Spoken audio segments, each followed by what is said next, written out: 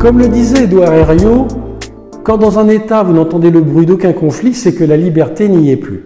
Le Sens et Repères d'aujourd'hui va porter sur les conflits qui peuvent parfois survenir entre deux personnes, deux de nos collaborateurs, face à une situation.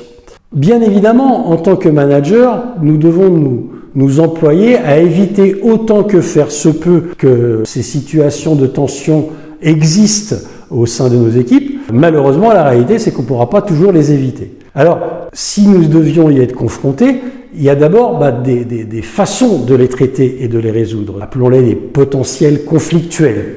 La première chose à faire, lorsque une tension survient entre deux de nos collaborateurs, d'abord, c'est d'y couper court, ne pas laisser les choses monter et s'envenimer, en renvoyant chacun dans sa zone.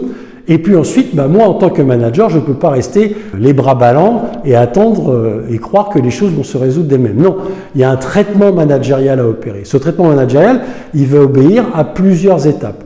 La première étape, c'est l'écoute séparée des collaborateurs. Pourquoi écoute séparée ? Parce que les remettre en confrontation immédiatement, c'est s'exposer à les voir repartir de plus belle dans ce qui les a opposés. Non, on va recevoir le premier collaborateur, il n'y a pas d'ordre, vous déterminez qui vous voulez recevoir en premier, vous n'êtes pas tenu de justifier pourquoi je reçois X en 1 et Y en 2, en lui demandant de résumer la situation, d'exposer pourquoi il y a eu cet état de tension, et surtout de lui demander quelles seraient les solutions auxquelles il pourrait penser pour y remédier. Et de le remercier en lui disant qu'on allait le recevoir ultérieurement en compagnie de son collègue. On fait exactement le même travail avec l'autre collaborateur pour pouvoir avoir cette même lecture de comment lui ou elle regarde la situation, quels sont les facteurs qui l'ont amené, quelles sont les explications qu'il apporte quant à sa réalité, et puis surtout quelles sont les solutions qu'il ou elle peut en imaginer. Une fois que ce travail est fait, notre boulot de patron, ça va être de réfléchir à qu'est-ce que j'ai compris, qu'est-ce que j'ai entendu, et surtout, dans l'expression des solutions, est-ce qu'il y a de la compatibilité ou pas ? Et là, c'est fondamental de se livrer à cette réflexion de est-ce que j'ai entendu dans leur expression des propositions compatibles ou au contraire, l'un est complètement parti vers la gauche, l'autre complètement parti vers la droite, parce que ça ne va pas demander le même traitement. J'attire votre attention sur le fait que dans l'entretien individuel, on prend bien garde à ne pas laisser repartir la ire, la haine et le courroux vers le collègue et en le laissant dire pique-pendre de l'autre. Non, on n'est pas là pour ça. Je mène ma réflexion et je décide donc de recevoir à ce moment-là mes deux collaborateurs dans une réunion à 3. Et là, ma stratégie va être la suivante. Soit j'ai entendu des propositions compatibles et je vais partir sur une stratégie plutôt participative de « je vous ai entendu l'un et l'autre » et en fait, quand je vous entends en écoute séparée, vous amenez le même faisceau de solutions et je voudrais savoir comment selon vous, comment d'après vous, on pourrait s'y prendre pour les mettre en place pour que cette situation se résolve et qu'elle ne se reproduise pas. Et là, on est vraiment dans une approche très participative, orientée sur la mise en œuvre d'une solution. A contrario, si vous n'avez pas entendu de solutions compatibles, voire même des solutions complètement incompatibles, vous allez avoir une approche beaucoup plus directive. Je vous ai entendu, quand je vous ai questionné sur les solutions, il n'y a rien qui amène de la conjonction entre vous. J'ai donc décidé. Et là, vous allez exprimer quelle est la décision que vous prenez en tant que patron, dont l'objectif c'est de remédier à ce conflit, de remédier à cette tension. La dernière étape étant l'annonce du contrôle que vous allez exercer quant à la mise en œuvre de la solution, soit la solution construite par les deux, soit de la solution que vous leur imposez du fait de l'incompatibilité de l'expression que vous y aurez captée dans les entretiens individuels. Mais dans tous les cas de figure, vous l'aurez compris, on ne laisse pas une tension s'installer en espérant qu'elle va se résoudre d'elle-même. Alors, souvent, moi, dans les séminaires que j'anime, je pose la question de « mais est-ce que vous savez graduer la tension à laquelle vous êtes confronté ?»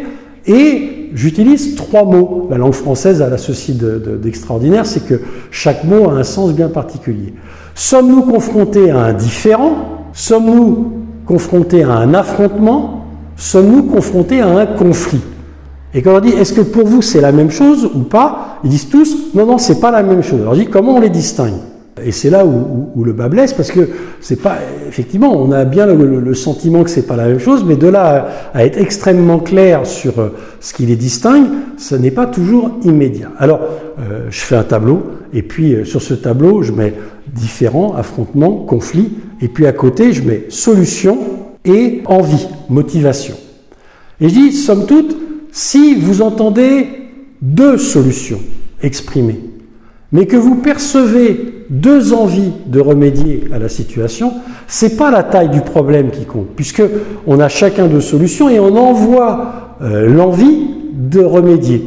C'est simplement une question de créer un climat propice à la communication, et il y a fort à parier qu'en très peu de temps, quelle que soit l'ampleur du sujet, les personnes finissent par trouver un point d'accord. Donc nous sommes confrontés à un différend.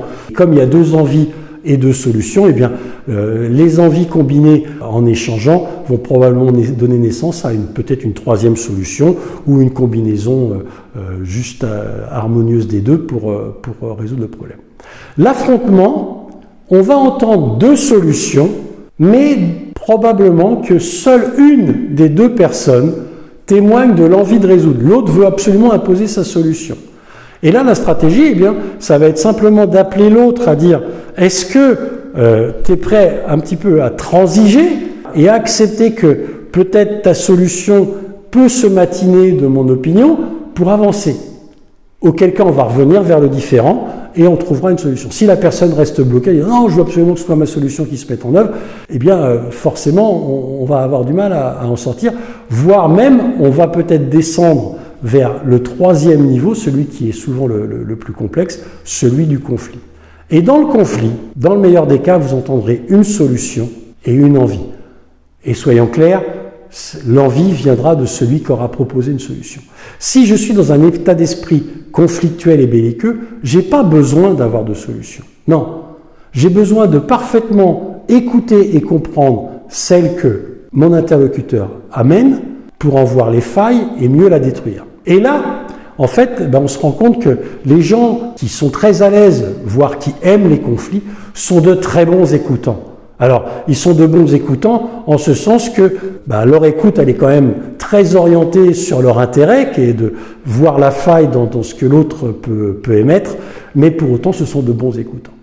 Managérialement, et même j'ai envie de dire en tant que collègue, si vous êtes confronté à une situation conflictuelle avec un de vos collègues, c'est juste déjà de faire appel à la raison en disant écoute, là, en fait, t'amènes aucune solution, tu m'envoies pas de signaux d'envie d'y remédier, soit ta façon de traiter le sujet change, soit tu ne me laisses pas d'autre choix que d'aller demander un arbitrage. Et là, on aura tous les deux perdu, puisque demander un arbitrage, d'abord, on envoie à notre patron le fait qu'on n'est pas capable de résoudre nos problèmes entre nous, mais surtout, c'est vu que moi j'amène des solutions et j'espère te donner envie de travailler avec, là où toi tu n'en amènes aucune, ni en solution ni en envie, eh ben, je te laisse la responsabilité de ton attitude.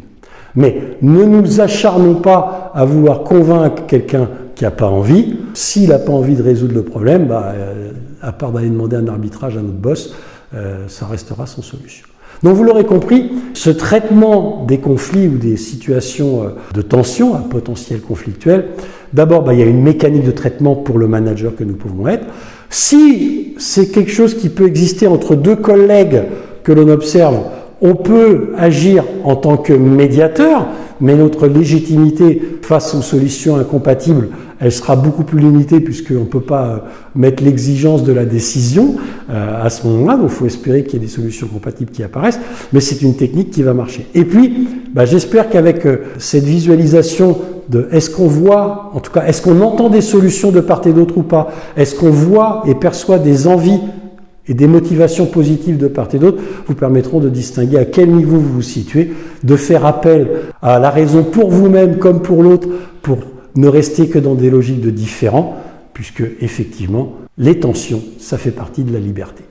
Je vous souhaite une bonne réflexion.